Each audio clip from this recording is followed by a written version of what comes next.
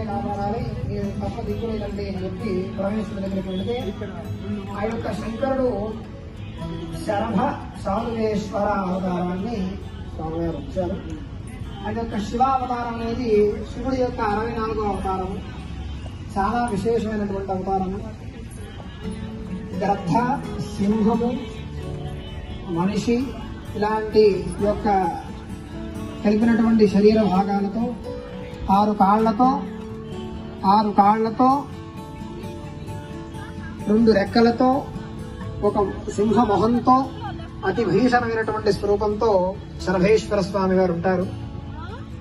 ఆ యొక్క సర్వేశ్వర స్వామి వారికి ఇప్పుడు అయ్యవారు వస్తే అమ్మవారు కూడా ఆటోమేటిక్ గా వస్తుంది కాబట్టి అలాగే తపస్సు చేశాడు నికుంభిలాసురుడు. ఆయన రాక్షసుడే, కానీ ఆయన 11,000 సంవత్సరాల పాటు తపస్సు చేసినా కూడా అమ్మవారు ప్రత్యక్షం కాలేదు.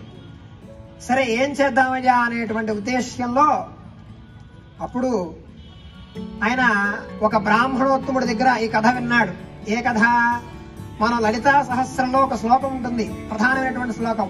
శ్రీమాదా శ్రీ మహారాజ్ఞి శ్రీమత్సింహాసనేశ్వరి చిదగ్నిగుండ సంభూత దేవకార్య సముద్యత.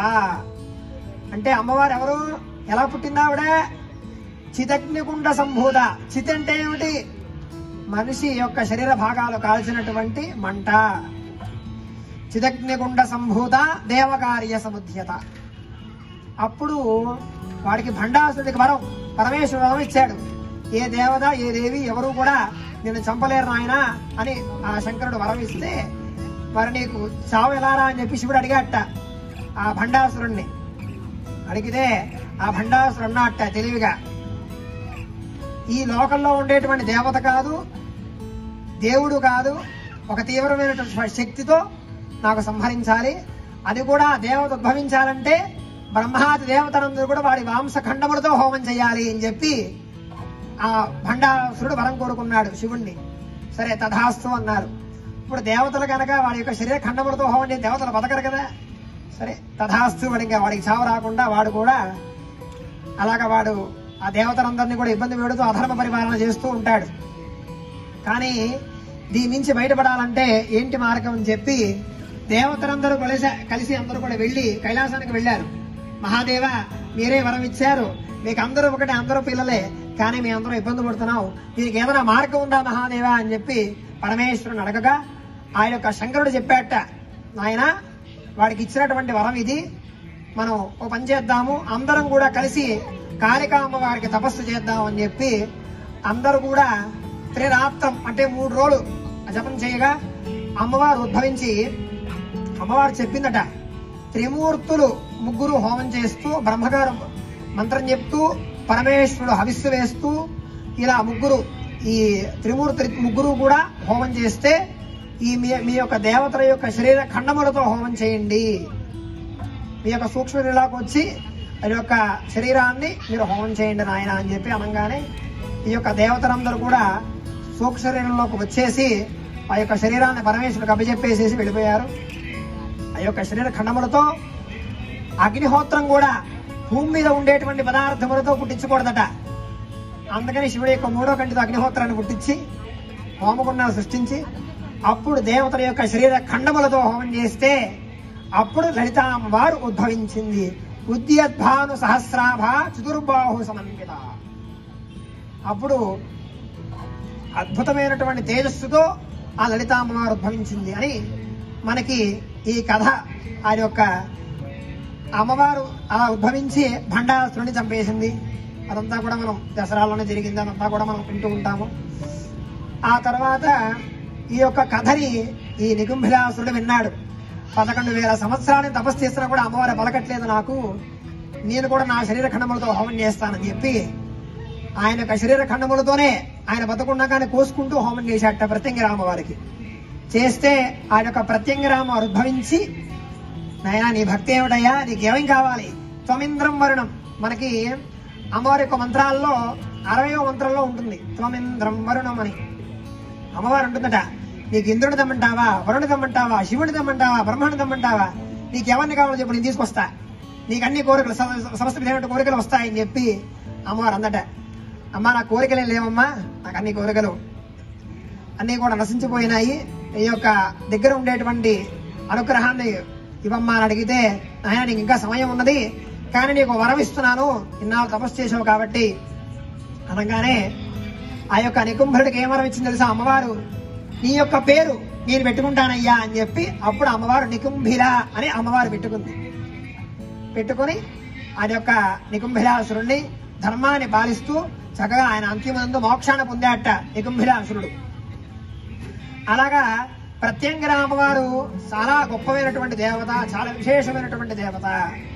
అలాగే మనకి ఈ రామనామల యుద్ధంలో కూడా మేఘనాథుడు హోమం చేసినటువంటిది కూడా నికుంభిలే, ప్రత్యంగిర హోమమే. ఆ యొక్క హోమం కనుక చేస్తుంటే రామసైన్యం అంతా కూడా విధ్వంసం అయిపోయేటువంటిది. అందుకని ఆంజనేయ స్వామి వెళ్ళి ఆ యొక్క హోమాన్ని ఆపేశాడు. అంత గొప్ప హోమం ప్రత్యంగిర అమ్మవారి హోమం. కాబట్టి అమ్మవారు ఏది కోరుకున్నా ఇస్తుంది. అమ్మవారు అద్భుతమైనటువంటి దేవత. మనం ఇక్కడ అమ్మవారికి ఇష్టమైనటువంటి పదార్థములు శొంఠి, పిప్పళ్ళు, తాటి బెల్లం, తానికాయలు, వెన్ని ఇత్యాది, మిరపకాయలు, తెల్లవాలు, ఘాటుగా ఉండేటువంటి పదార్థములతో అమ్మవారికి హోమం చేస్తే ఆవిడ ఇష్టపడి ఎందుకు హోమం చేయాలన్నయ్యా కూడా అంటే మనం విధానంగా చూసుకుంటే అగ్నిముఖావై దేవాహ, దేవతలందరూ కూడా అగ్నిహోత్రం ద్వారా ఆహారాన్ని పుచ్చుకుంటారు.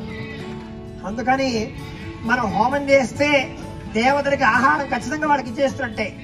మనం నివేదన పెట్టేటువంటి పదార్థాన్ని వాళ్ళ చూసి ఆనందపడతారు తప్ప దాన్ని తీసుకోరు.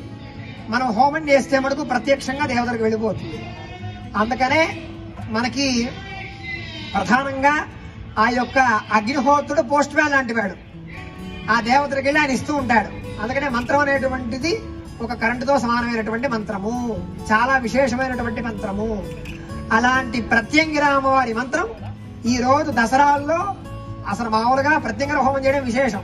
అందులో దసరాల్లో ఇలాంటి చేయడం అనేటువంటిది ఇంకా విశేషమైనటువంటి ఫలితం. అందరూ కూడా శ్రద్ధగా ఆచరించండి, అమ్మవారికి అనుగ్రహాన్ని పొందండి. హర నమః పార్వతీపతయే హర హర మహాదేవ శంభో శంకర హర. నరసింపజేసేస్తుంది. సకల విధమైనటువంటి బాధలు అమ్మవారు తొలగిస్తుంది. దారిద్ర దుఃఖ భయహారిణి, దుఃఖాన్ని తిరగజేస్తుంది అమ్మవారు. అందుకని అద్భుతమైనటువంటి దేవత అమ్మవారు. సర్వస్వరూపే సర్వేశే, ఏ అమ్మవారైనా పరదేవతే. ప్రతి ఆడవాళ్ళు అమ్మవారే, మాతృరూపేణ సంస్థిత. మన ఇంట్లో ఉండేటువంటి అమ్మ కూడా అమ్మవారే, అందరూ అమ్మవారులే. కాబట్టి అందరిలో అమ్మవారిని చూసుకుంటూ అమ్మవారు అనుగ్రహాన్ని పొందుతూ ఈ యొక్క హోమాన్ని చేసుకున్నాము. హర నమః పార్వతీపతయే హర హర మహాదేవ హర.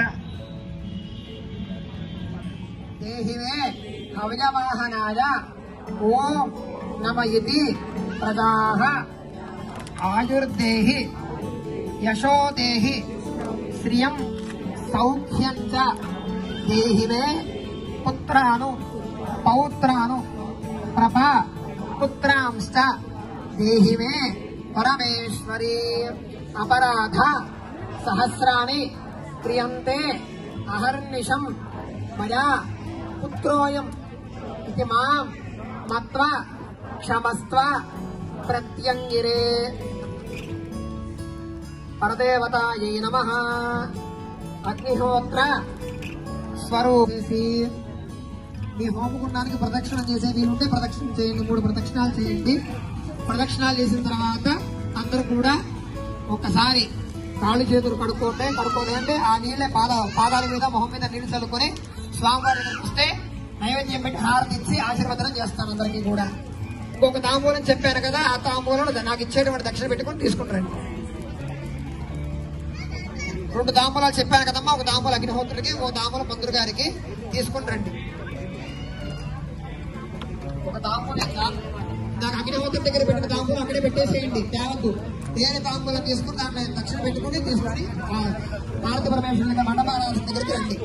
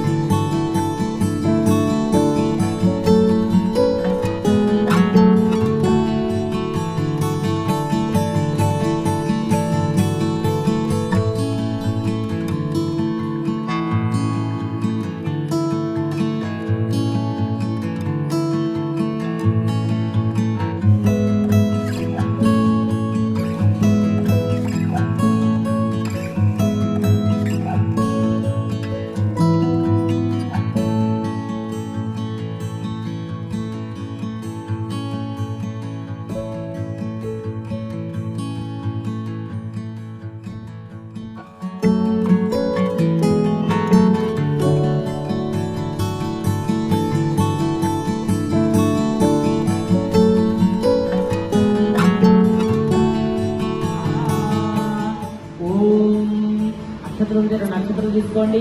దేవి యొక్క దేవాస్తాంతే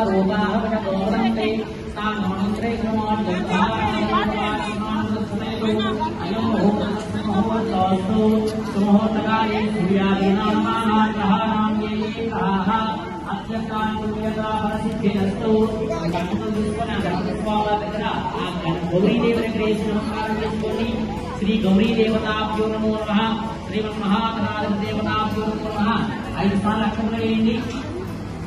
ఉమామహేశ్వరాభ్యా నమః. లక్ష్మీనారాయణాభ్యా నమః. వాణి హిరణ్యగర్భాభ్యా నమః. శ్రీ పురందరాభ్యా నమః. కన్యాభాస్కరాభ్యా నమః. మాతాపితృభ్యా నమః. అద్వయే నమః. మహిళేభ్యో దేవేభ్యో దేవతాభ్యో నమో నమః. 2 అక్షతలు తీసుకోండి.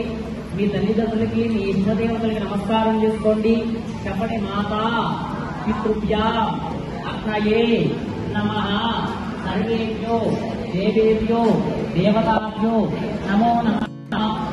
उत्तिष्ठन्त भूतपिशाचाः एते भूमिवारकाः एतेषां विरोधेन ब्रह्मकर्म समारभे. 2 చేతులతో భూమాతను తాకి నమస్కారం చేసుకోండి.